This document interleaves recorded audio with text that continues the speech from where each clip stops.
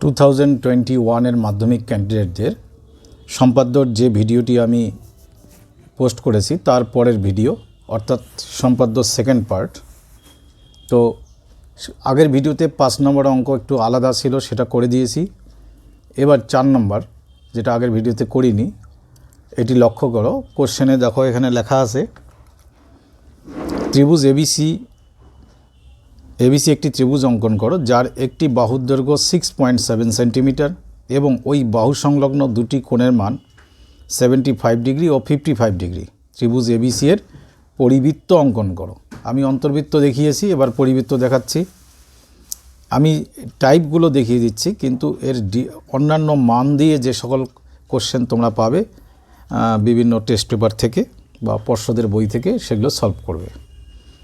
তো পরিবৃত্ত অঙ্কন কিভাবে হবে বা এই অঙ্কনটি কেমন হবে সেটা লক্ষ্য করো।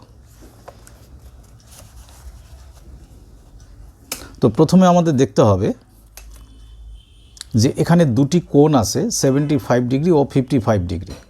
প্রসঙ্গক্রমে বলি, যে সকল কোণ কম্পাস দিয়ে অঙ্কন করা যায় সেগুলোকে কম্পাস দিয়ে আঁকাতে হবে, আর যেটা কম্পাস দিয়ে অঙ্কন করা সম্ভব না তার জন্য চাঁদা বা প্রোটেক্টরের সাহায্য নিতে হবে।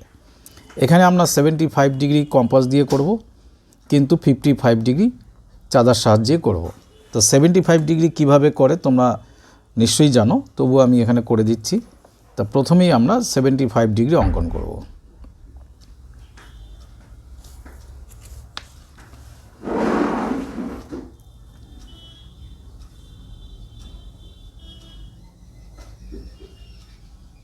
যে কোনো একটি সরলরেখা টানলাম, সেই সরলরেখায় যেভাবে 90 ডিগ্রি করে সেই কাজটি আগে করব। এরকম যে কোনো মাপের বৃত্তচাপ পুরো এদিকে শেষ করব না, যে মাপ দিয়ে কেটেছি সেই মাপে যদি প্রথমবার কাটি, এটি 60 ডিগ্রি হলো। দ্বিতীয়বার কাটলাম। এবার এই অংশটুকুর অর্ধেকের একটু বেশি নিয়ে ওপরের দিকে যদি আমি কাটি একবার, মানে দুটি বৃত্তচাপ করব আমরা।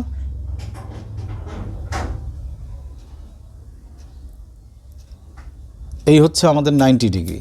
অর্থাৎ যদি আমরা এই বৃত্তচাপের ছেদবিন্দু আর নিচের সরলরেখার প্রাথমিক বিন্দু যুক্ত করি, এটি কিন্তু 90 ডিগ্রি হলো। তোমাদের 90 ডিগ্রিও একটু মনে করিয়ে দিলাম। এবার 75 ডিগ্রি করতে হলে আমাদের এই বৃত্তচাপ এবং এই সরলরেখার মধ্যের অংশটিকে সমান 2 ভাগে ভাগ করতে হবে। কারণ লক্ষ্য করো, এইটুকু 60 ডিগ্রি আর এখান থেকে এইটুকু হচ্ছে 30 ডিগ্রি, কারণ এটি পুরোটি ছিল 60, তার অর্ধেক 30। তাহলে 30কে যদি 2 ভাগে ভাগ করি তাহলে হচ্ছে 15। তাহলে এই 15, যে নিচের অংশটা 15 হবে, তার সঙ্গে নিচের পার্ট 60 যদি জুড়ে দাও তাহলে কত হচ্ছে 60 প্লাস এখানে অর্ধেক 15, অর্থাৎ 75। তো এই অংশটিকে কিভাবে আমি 2 ভাগে ভাগ করব সেটি লক্ষ্য করো। এর সমান বা এর অর্ধেকের বেশি আমি সমানে নিচ্ছি। অর্ধেকের বেশি নিলে কম্পাসে অসুবিধা হবে। সমান নিলাম, নিয়ে ঠিক 90 ডিগ্রির মতো করে দুটি বৃত্তচাপ আমরা অঙ্কন করছি। যেখানে ছেদ করলো তার সঙ্গে প্রাথমিক বিন্দুটি যুক্ত করলাম, করলেই 75 ডিগ্রি হয়ে গেল।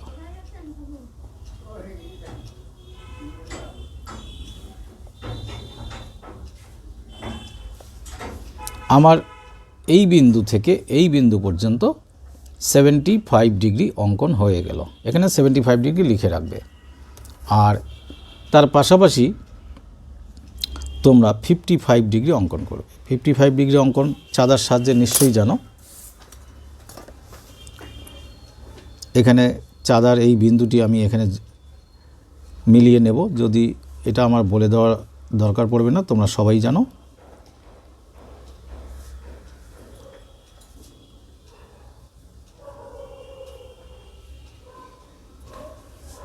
এই 0 থেকে স্টার্ট করে, এখান থেকে কাউন্টিং করলে ভুল হবে, 0 থেকে কাউন্ট করতে করতে আমার এই 50 আসে আর এই 60 আসে, তার এই মাঝখানের বিন্দু হলো 55। তাই আমি মার্ক করলাম, করে তার সঙ্গে প্রাথমিক বিন্দু জুড়ে দিলাম।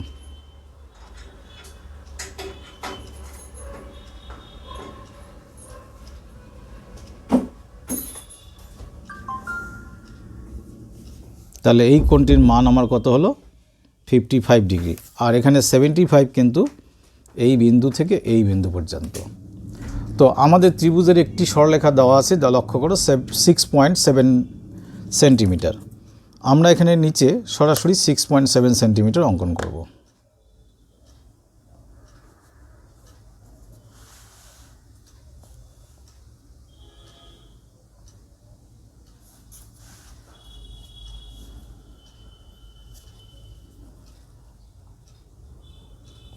জিরো আর 6.5 1 2 7। তো এটিকে যুক্ত করলাম, 6.7 সেন্টিমিটার অঙ্কন হয়ে গেল। তো এর দুই প্রান্তে এই দুটি কোণকে আমাদের স্থাপন করতে হবে। প্রথমে আমরা 75কে স্থাপন করছি। যখন 75 এনে আমি এখানে বসাবো, তখন এত বড় বৃত্তচাপ নিলে অসুবিধা হবে, তাই 75-এর জন্য একটি আলাদা বৃত্তচাপ আমি অঙ্কন করলাম। তোমরা ইচ্ছা করলে আগের বৃত্তচাপের উপর দিয়েও করতে পারবে, আমি একটু ছোট করে নিলাম। আমার এই পর্যন্ত 75, তার বেশি লাগবে না। যে মাপ আমি এখানে নিলাম সেই মাপই এখানে প্রথমে আমি অঙ্কন করব। এই যে লক্ষ্য করো, এখানে সেই বৃত্তচাপ, আগে ওখানে যে বৃত্তচাপ কাটলাম সেটি আমি এখানে নিলাম, নিয়ে আবার এখানে এই বৃত্তচাপ আর 75 ডিগ্রির যে উপরের বাহুটি কোণের, তার যে দৈর্ঘ্য, অর্থাৎ এই যে কোণের যে দৈর্ঘ্য, এই যে এখানে মার্ক করলাম, লক্ষ্য করো, এই যে 75-এর যে কোণের দৈর্ঘ্য সেটিকে নিয়ে এখানে অঙ্কন করব। এই আমার 75 ডিগ্রি হয়ে গেল।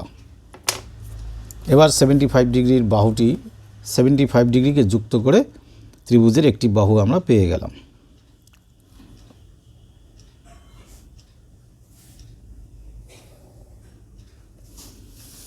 আর এই প্রান্তে আমরা 55 ডিগ্রি অঙ্কন করব। একই রকমভাবে এখানে 55 ডিগ্রির একটি বৃত্তচাপ নিলাম, যে কোনো মাপের, লক্ষ্য করছো তোমরা নিশ্চয়ই। সেই বৃত্তচাপটি বাহুর এই প্রান্তে উল্টো দিক থেকে আমরা অঙ্কন করব, এই দিক থেকে। তারপর এখানে 55 ডিগ্রির কোণের মানটি এখান থেকে আমরা নেব, দেখি কতটুকু আছে। এই যে দূরত্বটি, এই যে এখানে একটি দাগ দিতে পারো, সেই দাগ অর্থাৎ সেই পরিমাপের বৃত্তচাপ আমরা এখানে অঙ্কন করব। তাহলে 55 ডিগ্রি আমার অঙ্কন হয়ে গেল। তবে এখানে সরাসরি চাঁদা বসিয়ে করবে না। এবার এই 55 ডিগ্রিকে যুক্ত করব।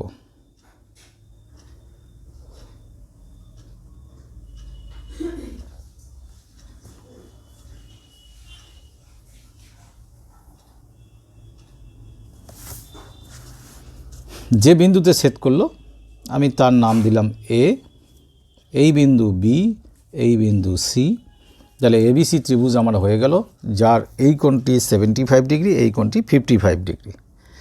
এবারে আমাদের কাজ হলো এর পরিবৃত্ত অঙ্কন করব। পরিবৃত্ত অঙ্কন করতে গেলে অন্তর্বৃত্ত অঙ্কন করার সময় যে কথাটি আমি বললাম, যে ত্রিভুজের কোণগুলির অন্তর্দ্বিখণ্ডক 3টি সমবিন্দু, সেটি ছিল অন্তর্বৃত্ত। এবার ত্রিভুজের বাহুগুলির লম্ব সমদ্বিখণ্ডক 3টি সমবিন্দু, সেই উপপাদ্যের নিয়ম অনুসারে হবে পরিবৃত্ত। অর্থাৎ ত্রিভুজের বাহুগুলির লম্ব সমদ্বিখণ্ডক আমাদের অঙ্কন করতে হবে। এই লম্ব সমদ্বিখণ্ডকগুলি যেখানে ছেদ করে, অর্থাৎ তারা যে সমবিন্দু, সেই সমবিন্দুটি হবে পরিবৃত্তের কেন্দ্র।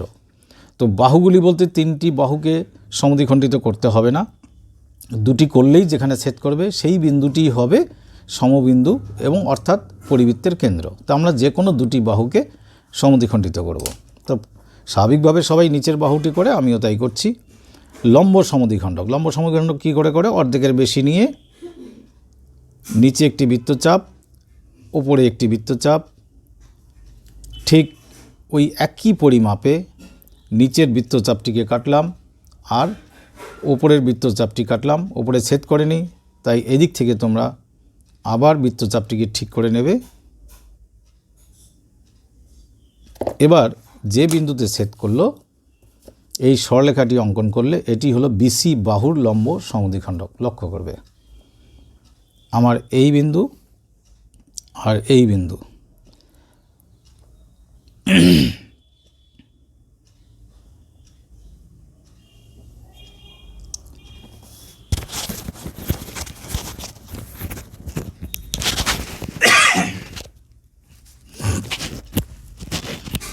তাহলে বিসি বাহুর লম্ব সমদ্বিখণ্ডক হলো।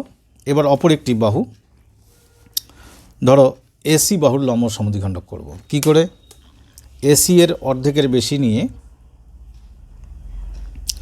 আমি আরও বড় নিলেও দোষ নেই, এরকম অর্ধেকের বেশি নিয়ে ধরো এখানে একটি বৃত্তচাপ করলাম, এটি আশা করছি অর্ধেকের বেশি হবে। আর এখানে একটি বৃত্তচাপ করলাম, আর এখান থেকে যেহেতু এসি এর করছি তার এ বিন্দু থেকে তাহলে এইদিকে একটি বৃত্তচাপ হবে, এটিকে ছেদ করতে হবে। আবার আমরা ঠিক করে নিচ্ছি, বুঝতে পারলে? যেখানে ছেদ করবে সেখানে আমাকে ছেদ করিয়ে নিতে হবে। এবার এই দুটি যে ছেদবিন্দু পেলাম বৃত্তচাপগুলির, সেগুলো যুক্ত করলে আরেকটি বাহুর লম্ব সমদ্বিখণ্ডক আমরা পেয়ে যাচ্ছি।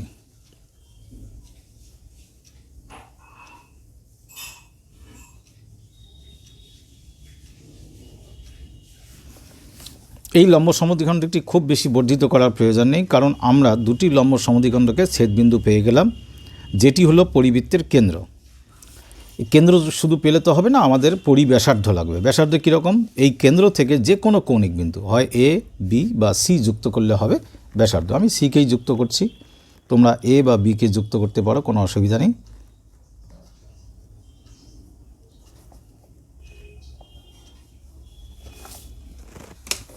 এবার বৃত্তের কেন্দ্রের নাম দিলাম আমি ও বিন্দু। তো ও বিন্দু আর সি বিন্দু হলো বৃত্তের ব্যাসার্ধ ও সি। ও বিন্দু কেন্দ্র, ও সি হলো ব্যাসার্ধ। তাহলে ও সি ব্যাসার্ধ নিয়ে ঘোরালে আমাদের বি এবং এ বিন্দু দিয়ে যাবে। এই দেখতেই পাচ্ছি বি বিন্দু দিয়ে গেল, এ বিন্দু দিয়ে গেল, আর সি এর মাপ তো নিয়েছি। সুতরাং বৃত্তটি আমরা কমপ্লিট করছি।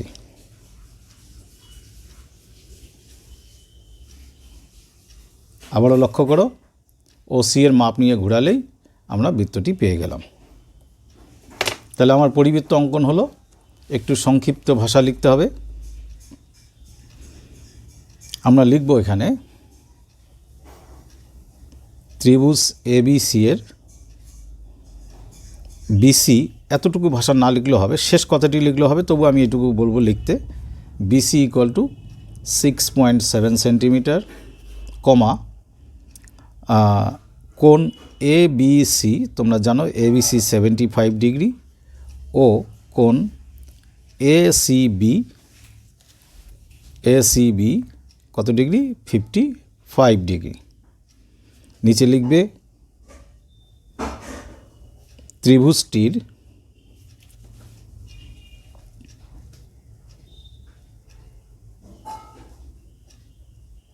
পরিবৃত্ত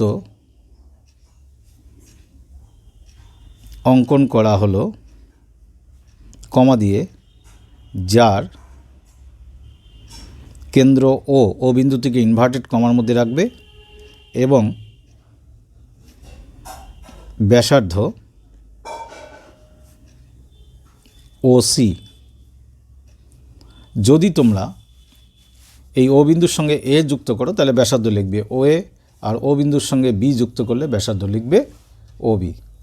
তো এই হলো পরিবৃত্ত অঙ্কন। চিত্রটি আরেকবার দেখে নাও। তাহলে প্রথমে আমরা একটা 75 ডিগ্রি করব, তারপরে এখানে 55 যেটা চাঁদার সাহায্যে করব, তারপরে যা নিয়ম বললাম সেটা ফলো করে এইরকম পরিবৃত্ত, আর এইটুকু ভাষা আমাদের লিখতেই হবে।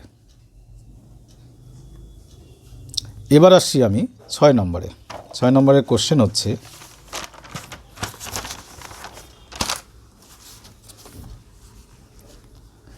ত্রিভুজ এবিসি এর এবি 6.8 সেন্টিমিটার, বিসি 10 সেন্টিমিটার, কোণ এবিসি 60 ডিগ্রি, ত্রিভুজটির অন্তর্বৃত্ত অঙ্কন করো।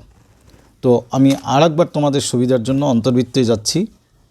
তা লক্ষ্য করে এবার কিভাবে করছি। দুটি বাহু দেওয়া আছে, বাহুগুলোর মাপ অনুযায়ী এখানে সরলরেখাংশ অঙ্কন করতে হবে। প্রথমে 6.8 সেন্টিমিটার করছি আমি, এই হচ্ছে 0, তারপরে 6.8, 8 হচ্ছে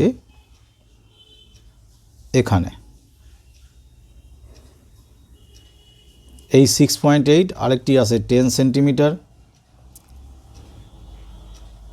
এই হলো 10 আর এই হলো 0, তাহলে 0 থেকে 10 সেন্টিমিটার অঙ্কন করলাম। তো তো এখানে হয় উপরে বা পাশে এখানে লিখে রাখবে 6.8 সেন্টিমিটার আর 10 সেন্টিমিটার। এবারে আমি নিচে যে কোনো পরিমাপের একটি রেখাংশ নেব যা 10 সেন্টিমিটারের থেকে একটু বড় হবে, বা সরাসরি 10 নিয়েও আমি করতে পারি।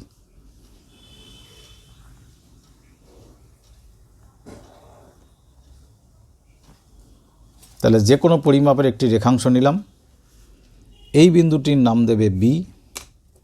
তোমরা দেখো বিসি 10 আছে, তাই 10 সেন্টিমিটার রেখাংশটি নিচে আমি ত্রিভুজটির ভূমি হিসাবে নেব। এই 10 সেন্টিমিটারের মাপ নিলাম, লক্ষ্য করো এই 10 সেন্টিমিটারের মাপ নিলাম, সেটি আমি ভূমিতে কেটে নেব 10 সেন্টিমিটার বিসি। তো এখানে স্বভাবতই নাম হবে সি বিন্দু, আর বর্ধিত অংশের মাথায় দেবে এক্স নাম। এবারে 6.8 সেন্টিমিটার আমার 6.8 সেন্টিমিটার এদিকে হবে, কিন্তু তার আগে তোমাদের কোশ্চেনে দেখো ত্রিভুজের এবিসি কোণ 60 ডিগ্রি, অর্থাৎ বি বিন্দুতে যে কোণটি হবে তা হবে 60 ডিগ্রি। 60 ডিগ্রির জন্য আলাদা করে অঙ্কন করার দরকার নেই, তোমরা এখান থেকেই সরাসরি 60 ডিগ্রি করবে, সেটা তো তোমরা নিশ্চয়ই জানো। 60 ডিগ্রি সরাসরি করলেও অসুবিধা নেই, কিন্তু বাকি কোণগুলির ক্ষেত্রে আমার পরামর্শ তোমরা উপরে করে নেবে। অনেকে এখানেই করে, তা করবে না। এই হলো আমি 60 ডিগ্রি অঙ্কন করছি, যে কোনো পরিমাপের একটি বৃত্তচাপ অঙ্কন করলাম, সেই পরিমাপটা ঠিক রেখে সেই পরিমাপে একবার কাটলেই হবে 60 ডিগ্রি।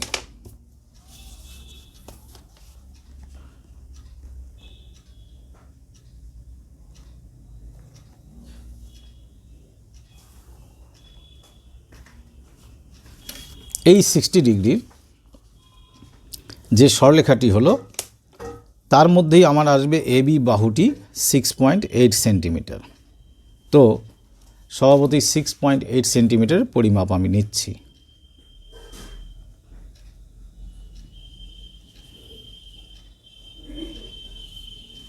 তাহলে বি বিন্দুতে বসিয়ে যদি এই বাহুটি আমি 6.8 হিসাবে কাটি, তাহলে আমি এদিকে এবি বাহুটি 6.8 পেলাম। তাহলে এই বিন্দুটির নাম কি? এ, আর বর্ধিত অংশের নাম দিলাম আমি ওয়াই।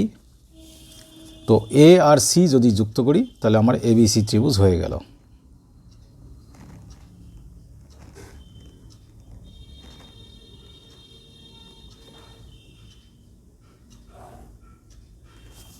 এবার অন্তর্বৃত্ত করতে হলে আমাকে কি করতে হবে? দুটি কোণ সমদ্বিখণ্ডিত করতে হবে।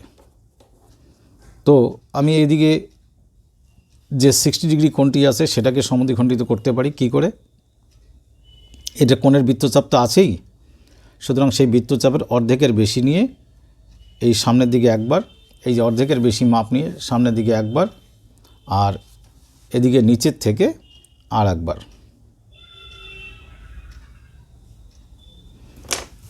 তারপরে আমরা এই সমদ্বিখণ্ডক বি বিন্দু থেকে এই সমদ্বিখণ্ডকের যে বৃত্তচাপের ছেদবিন্দু সেটিকে যুক্ত করে কোণের অন্তর্দ্বিখণ্ডকটি অঙ্কন করব।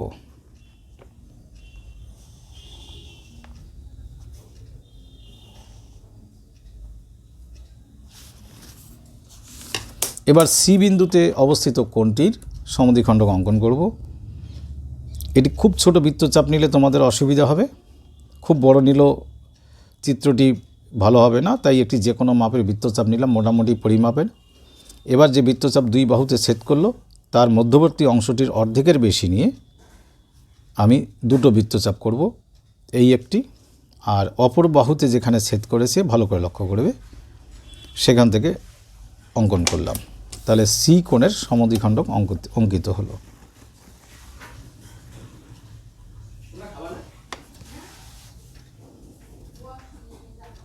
এই সি বিন্দু,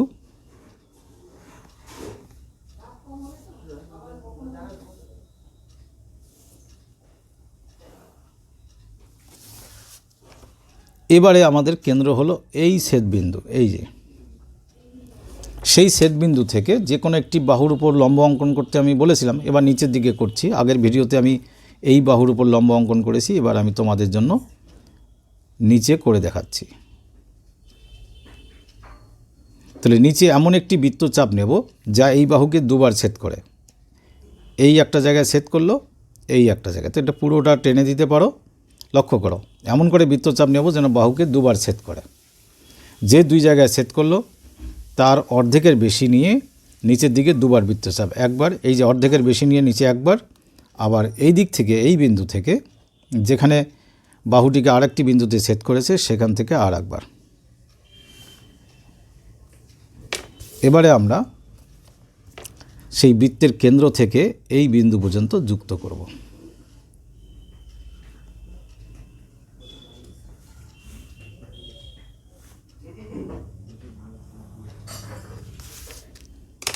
যুক্ত করে এটি কিন্তু লম্ব হলো। যদি আমি কেন্দ্রটির নাম ধরি ও থেকে এই লম্বটি এই ডি বিন্দুতে বিসি বাহুর উপর লম্ব হলো। এই ওডি লম্বটি হলো বৃত্তের ব্যাসার্ধ। সেই বৃত্তের ব্যাসার্ধের মাপ নিয়ে ঘুরিয়ে দেখো, আশা করি মিলে যাবে।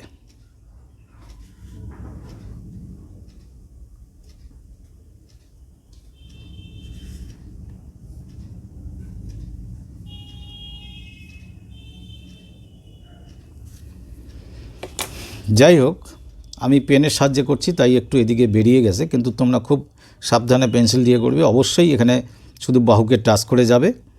তো এটি হলো আমার অন্তর্বৃত্ত। তাহলে আমরা এখানে কি লিখব? ত্রিভুজ ABC এর আগের মতো BC equal to 10 centimetre, AB equal to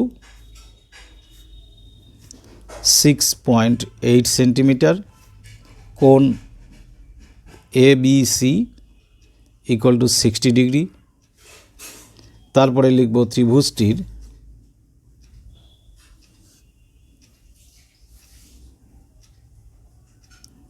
অন্তর্বৃত্ত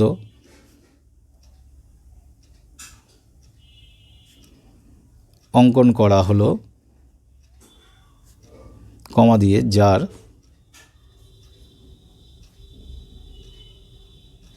কেন্দ্র ও এবং ব্যাসার্ধ OD। অনেক সময় ব্যাসার্ধের পরিমাপ কোশ্চেনের মধ্যে চায়, তাহলে তোমরা স্কেলের সাহায্যে ও থেকে ডি এর দূরত্ব মেপে এখানে OD ইকুয়াল টু কত সেন্টিমিটার লিখে দেবে। এই হলো আরেকটি অন্তর্বৃত্ত। তো আমার এক্ষেত্রেও একটু বেরিয়ে গেছে, তোমরা কিন্তু একটু সাবধানে পেন্সিল লাগিয়ে করবে। এবার শেষ আজকের এই ভিডিওর লাস্ট কোশ্চেনটি হলো জ্যামিতিক উপায় √23 মান নির্ণয় করো। এই কোশ্চেনটির সঙ্গে একটু এগিয়ে গেলেই এটি দিয়ে আরেকটি সম্পাদ্য করা যায়। একটি বর্গক্ষেত্র অঙ্কন করো যার ক্ষেত্রফল 23 বর্গ একক। তো তোমরা এখানে লক্ষ্য করো, আমি লিখতে পারি বর্গক্ষেত্রের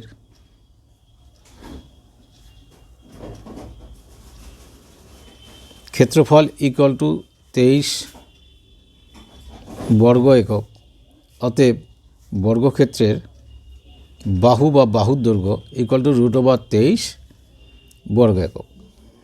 √23কে আমরা ঠিক যেমন করে √23 মান জ্যামিতিক উপায় নির্ণয় করা যায়, সেই হিসাবে আমরা কি লিখতে পারি যে 11.5 × 2 লিখলে √23 হয়। তো আবার যদি 4.6 × 5 লিখি তাহলে √23 হয়। তাহলে এই মানটি সুবিধাজনক। আর 11.5 × 2 লিখলেও হয়। এই মানটিতে একটু অসুবিধা কি, 2 সেন্টিমিটার বাহুটি খুব ছোট হয়, সেই জন্যে এই মানটিকে আমরা গ্রহণ করব। তো এটা আমি তোমাদের বোঝানোর জন্য দিলাম, এটিকে তোমরা লিখবে না, তোমরা এটি লিখবে। তাহলে কি কি সেন্টিমিটারের বাহু আমরা নেব, সরলরেখা নেব। একটি হলো 4.6 আর একটি হলো 5। আমি সেটি অঙ্কন করছি। তো 4.6 মানে হচ্ছে এখানে 4.6 এই বিন্দুটি, আর এই হলো মূল বিন্দু। আর পরেরটি আছে 5 সেন্টিমিটার।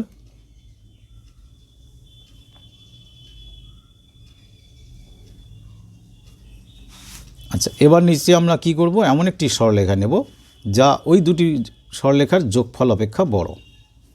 আমি আরও নিচে নিচ্ছি।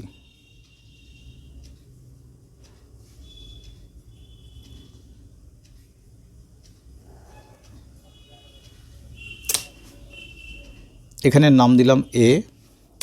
প্রথম হচ্ছে যে 5 সেন্টিমিটার রেখাংশ আছে বড়টি, আর এটি হচ্ছে 4.6 সেন্টিমিটার। আমি যা যা করছি সেগুলো সবই দেবে। প্রথমে বড় রেখাংশটি নেব। এখানে স্বভাবত বড়টা নেওয়া হয়, নিলে ভালো হয়, সুবিধা হয়। ছোটটি নিলে দোষের কিছু নেই। বড়টি নিলাম 5, নিয়ে লক্ষ্য করো এই বিন্দু থেকে কাটলাম। এই বিন্দুর নাম দিলাম আমি বি, আর বি থেকে নেব পরের রেখাংশটি 4.6 সেন্টিমিটার। এই যে লক্ষ্য করো 4.6 নিয়ে বি থেকে কাটব। বি থেকে নিচের রেখাংশকে কাটলাম সি বিন্দু, আর এই অংশটির নাম দিলাম এক্স।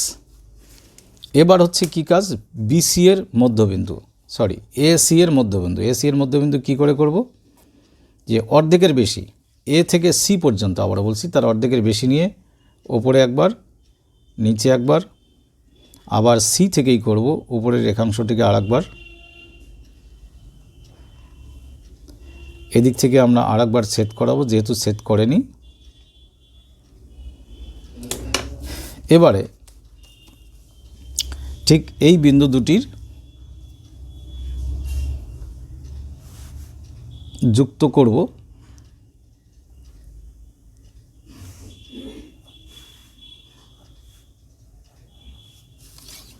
তাহলে এক্স্যাক্ট বি বিন্দুতে হবে না, কারণ এ থেকে বি 5 সেন্টিমিটার ছিল আর বি থেকে সি ছিল 4.6, তাহলে বি এর থেকে একটু কম হবে এবং ঠিকই আছে। তাহলে যে মধ্যবিন্দু পেলাম সেখান থেকে সি বিন্দুর পরিমাপ নিয়ে, সি বিন্দু পর্যন্ত দূরত্ব নিয়ে আমি একটি অর্ধবৃত্ত অঙ্কন করব, যাতে সেটা এ বিন্দুতে গিয়ে ছেদ করে। দেখতেই পাচ্ছি ছেদ করেছে, অর্থাৎ তাহলে আমাদের মধ্যবিন্দু নির্ণয় ঠিক আছে। ভুল যে কারোরই হতে পারে, এটা ঠিক রাখার জন্য তোমাদের প্র্যাকটিস বাড়াতে হবে। তো এবার আমরা কি করব, বি বিন্দুতে আমরা সমকোণ অঙ্কন করব, মধ্যবিন্দুতে নয়। কিন্তু বি বিন্দুতে সমকোণ, একটু আগে সমকোণ আঁকানো আমি বললাম, এই ভিডিওতেই আছে, সুতরাং এত কথা বলছি না, আমি সমকোণ আঁকাচ্ছি, তোমরা দেখে নাও। যে কোনো মাপের বৃত্তচাপ একই মাপে 1,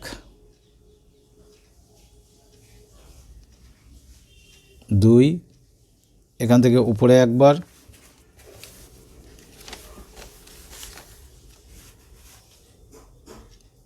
এই দিক থেকে আর একবার।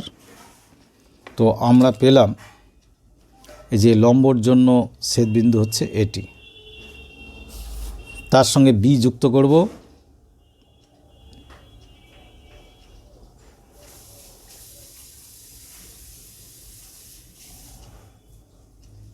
পরিধি পর্যন্ত বর্ধিত করলাম, আমি নাম দিলাম ডি। এই যে আমরা বিডি পেলাম, এই বিডি হলো √23 মান। তো বিডি তোমরা এখানে বিডির মাপ স্কেলের সাহায্যে নিতে পারো, নিয়ে √23 মান লিখতে পারো, যেটা আমি √21 ক্ষেত্রে দেখিয়েছি। তো আমি নিচের প্রশ্নটির উত্তর আমি করে দিচ্ছি সরাসরি। এই পর্যন্ত আগের কাজ। এবার কি কাজ হবে, বর্গক্ষেত্র। বর্গক্ষেত্র হচ্ছে এই যে বিডি আমরা পেলাম বা √23 মান পেলাম, এটি হলো বর্গক্ষেত্রের বাহুর দৈর্ঘ্য। সুতরাং বি থেকে ডি এর মাপ নিয়ে, বর্গক্ষেত্র কাকে বলে, যার 4টি বাহু সমান। তাহলে প্রথমে এখান থেকে আমি এইদিকে কাটলাম বিডি এর সমান করে, তারপরে যেখানে কাটলাম সি বিন্দুর পাশে, সেখান থেকে উপরে একটি, কারণ বর্গক্ষেত্রের 4টি বাহু সমান, তাহলে একটি হলো, দুটি হলো, তিনটি হলো, চতুর্থ বাহুটি হবে ডি বিন্দু থেকে এই বিন্দুকে ছেদ করানো। এবার এই 4টি বাহু আমি আগে যুক্ত করে নিই। প্রথমে সি থেকে যুক্ত করলাম, তারপর ডি এবং ওই বিন্দু যোগ করব,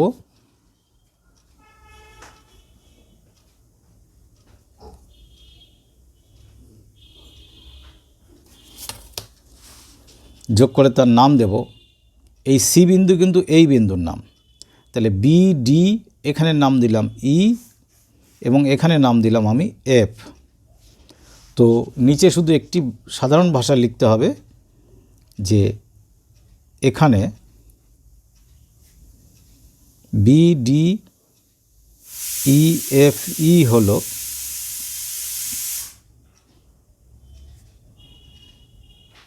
নির্ণেয় বর্গক্ষেত্র, মানে যে বর্গক্ষেত্র আমাকে অঙ্কন করতে বলছে সেই বর্গক্ষেত্র। শুধু এইটুকু কথা হলেই তোমাদের এই সম্পাদ্য কমপ্লিট। তাহলে যে কোনো বাহুর মাপ দিয়ে তোমাদের বর্গক্ষেত্র করতে বললে, ক্ষেত্রফল দেওয়া থাকলে তোমরা বর্গক্ষেত্র অঙ্কন করতে পারবে। এরকমও প্রশ্ন আসতে পারে, একটি বর্গক্ষেত্র অঙ্কন করো যার বাহুর দৈর্ঘ্য √28 সেন্টিমিটার।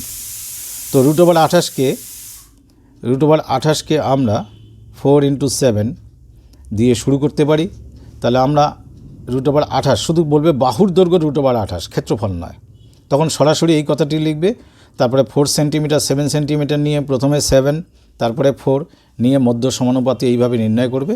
তারপরে এই বাহুর মাপ নিয়ে এই দিকে কাটবে একবার, এখান থেকে কাটবে একবার, এখান থেকে কাটবে একবার, এইভাবে বর্গক্ষেত্র অঙ্কন করবে। আর একটি অন্যরকম সম্পাদ্য আসে, সেটি হচ্ছে কি, খুব কম এসেছে, আসতে পারে, সেটি হচ্ছে একটি আয়তক্ষেত্রের দুটি বাহু দেওয়া থাকবে, সেই আয়তক্ষেত্রের সমান ক্ষেত্রফল বিশিষ্ট বর্গক্ষেত্র অঙ্কন করতে হবে। তো সেখানে আরও দুটি সম্পাদ্য থাকছে, তো আরও 2-3টে মিলে আরেকটি ভিডিওতে আমি দেব। তাহলে আপাতত এ পর্যন্তই থাকলো।